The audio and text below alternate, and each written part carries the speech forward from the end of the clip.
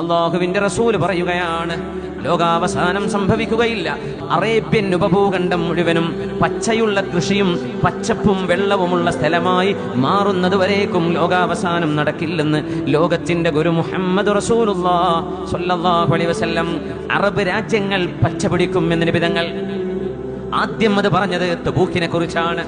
തബൂക്കിൽ നബിതങ്ങളുടെ പ്രവചനമുണ്ട്. തബൂക്കിൽ കൃഷിയിടങ്ങൾ ഉണ്ടാകും, തബൂക്കിൽ കൃഷി സമൃദ്ധമായി വളരുമെന്ന്. വെള്ളം വന്ന് വളരെ കുറച്ചു മാത്രം കിട്ടുമായിരുന്ന തബൂക്കിനെ കുറിച്ച് മുഹമ്മദ് നബിതങ്ങൾ പറഞ്ഞു. ഇന്ന് തബൂക്കിന്റെ ഒരു ഗൂഗിൾ പിക്ചർ എടുക്കുക.